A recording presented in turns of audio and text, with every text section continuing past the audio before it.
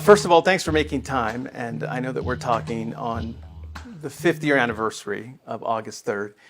So I remember talking to you, obviously, when all of that was happening. I spoke to you a year after the event.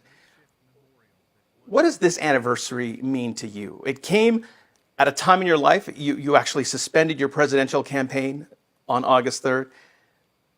What does this 5-year mark mean to you? I think it's a wonderful opportunity for us to think about both the resiliency and the strength of our community, and also the incredibly unfair burden that we have placed on the families of survivors who lost, their fathers, their grandmothers, their sisters, their brothers, their children, and who will live with that pain and that suffering every single day of their lives. And they will be forced to do so for a mass murder that didn't have to happen and yet was totally predictable based on the rhetoric and the actions taken by former President Donald Trump, who described immigrants as an invasion, talked about them as animals and an infestation. We think of infestations of cockroaches or rats, things that we would want to exterminate. So much so that he inspired somebody to travel 600 miles from Allen, Texas with an AK-47, who posted ahead of time that he had come to repel the Hispanic invasion that he had heard about.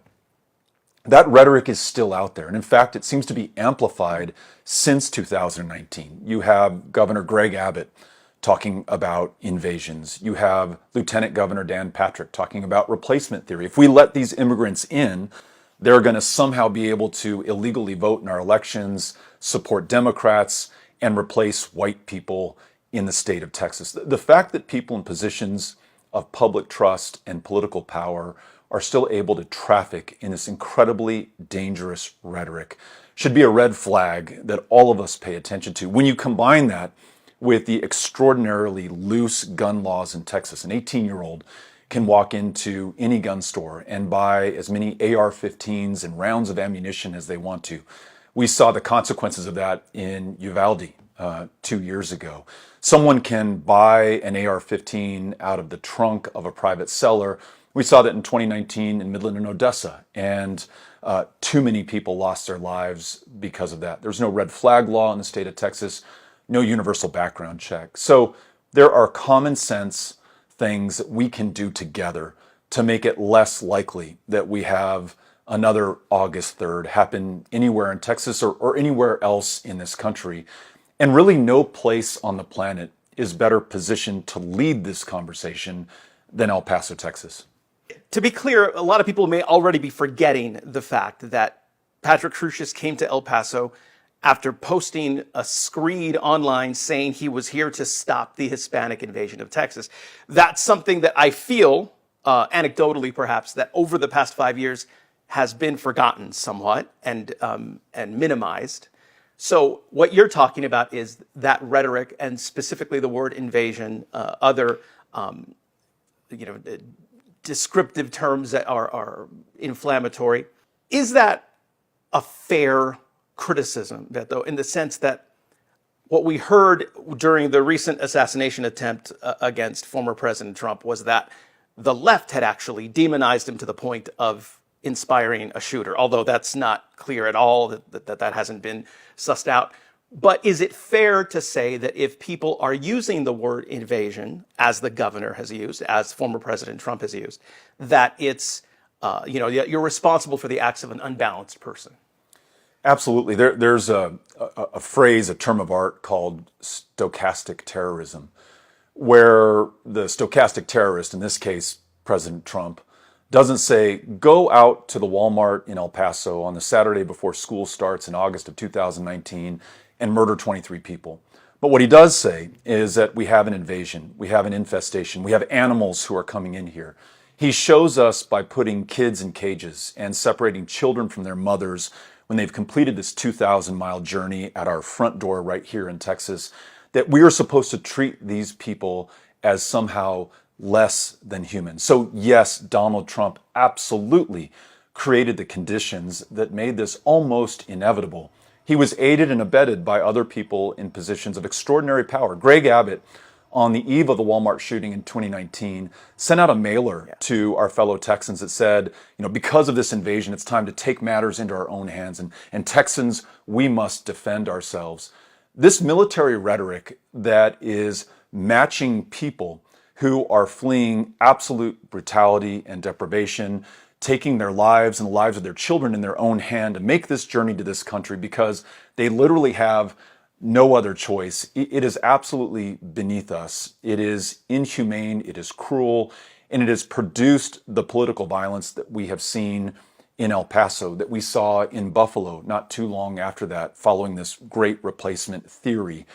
So this call to political violence that we see especially on the right wing, where Donald Trump promises that if he loses, there will be a bloodbath, where he has shown us on January 6, 2021, that he's perfectly willing to incite violence to stop the peaceful transfer of a democratically, legally, fairly decided election. The consequences of that going unchecked are the scenes of violence that we're seeing across the country, and potentially much greater violence going forward. So it is incumbent upon all of us as voters to make informed decisions about those who will represent us in these positions. If you don't like this political violence, if you don't like the division, if you don't like this hateful, polarizing rhetoric, then please choose people who reflect our values and our interests, who talk about a country where all are treated with the dignity and respect that they deserve as human beings. And for my money, I see that in our Congresswoman, Veronica Escobar. I see that in our Vice President, Kamala Harris. I see those qualities in other Democrats who are running to reunite this badly divided country at this incredibly decisive moment in our history.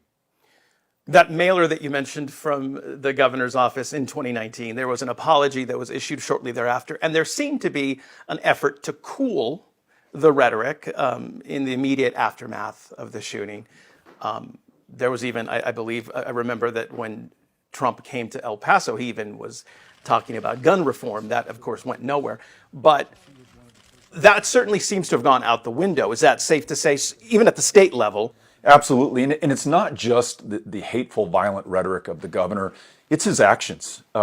Under Operation Lone Star, we've seen migrants and migrant families bear the brunt of really unimaginable cruelty. And I'll give you an example.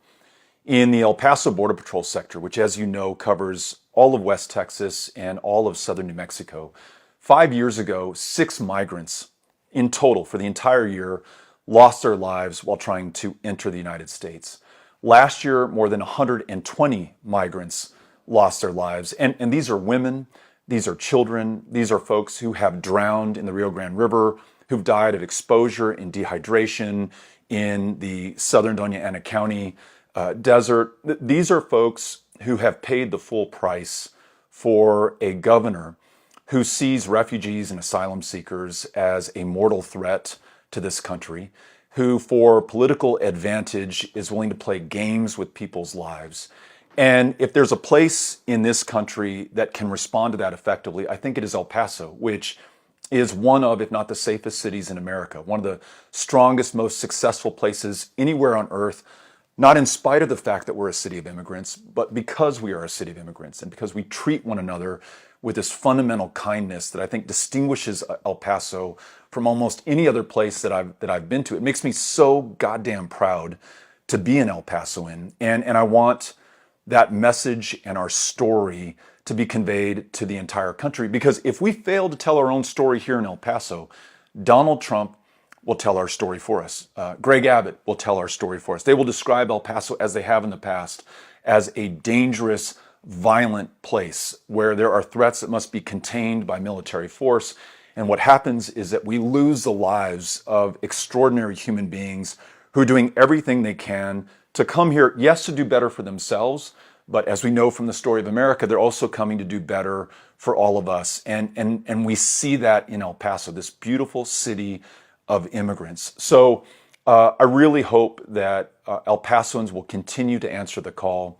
will continue to make one another proud by standing up for the very best of us as Americans and standing up against this hatred and cruelty that we see from the former president and our current governor. Well, you alluded to the election, you alluded to November and the former president, who is the Republican nominee. Once again, we find ourselves as we head into 2024. And if this conversation had taken place a month ago, it would have seemed like a foregone conclusion that Donald Trump was headed to re-election, according to the polls. That has certainly all changed in the past few weeks.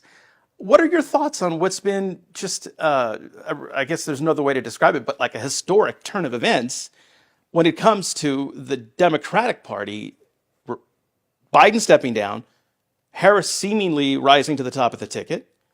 How do you feel about all this? It's the best time in a long time to be a Democrat in America.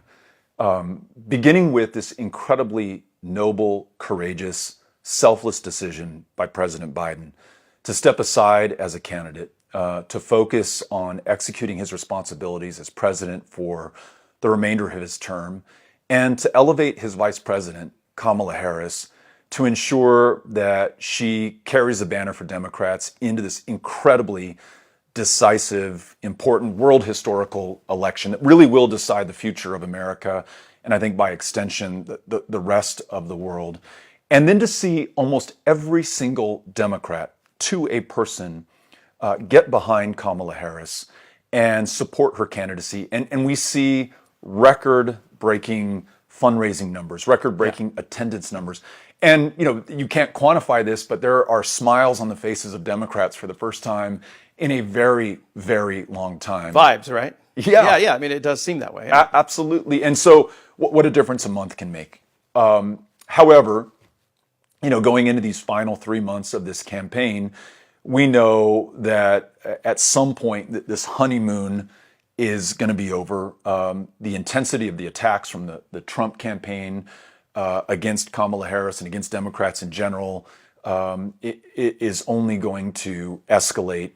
And all of us must do all that we can with what we have, where we are, to make sure that we're up to this challenge, that we support her, that she wins, and then we also win other really important contests up and down the ballot. I mean, here in El Paso, that's Veronica Escobar, who's done an extraordinary job of delivering for this community. Whether you measure it in the tens or hundreds of millions of dollars that she's brought into this community, or this singular voice in the Congress that represents the United States-Mexico border with the pride that we really deserve here in El Paso, all the way up to Colin Allred, who is the best pickup opportunity for Democrats to win a new seat in the United States Senate. And that would come at the expense of Ted Cruz's position in that chamber. And as you know, we lost to Ted Cruz in 2018 by just under 2.5 points, one of the closest Senate races in American history, one of the biggest turnouts for a Democrat in Texas history. Colin is going to build on all of that. And on top of it, I just think he's an extraordinary human being, a talented candidate, a bipartisan legislator in Congress, and we're counting on him to bring it home. But he's also counting on all of us to do our part. So in El Paso, I run an organization called Powered by People. We register folks to vote. We target those young El Pasoans who otherwise might not get registered, might not get on the rolls. Last night, I was at Burgess High School at the Burgess High School, return to school fiesta. Man, the energy there, the band, the cheerleaders, the athletes, the students, these incoming freshmen with wide eyes who are coming in. To see that again made me proud to be an El Pasoan, but also just as encouraged by the number of parents who weren't registered for whatever reason, who got registered. The number of 18-year-olds who are going to be able to vote in their first presidential election. This is how we fight back. And when we fight, we win. And I feel really good about our chances because of all these extraordinary volunteers doing the work that's necessary right now. Just quickly, but I'll push back a little bit. Let's talk about Biden's decision and whether you mentioned it was a courageous decision. But how do you feel about the argument or the criticism that this decision should have made courageously a year ago, should have been made, because if Harris becomes the nominee, she has like 100 days to run a campaign. Yeah.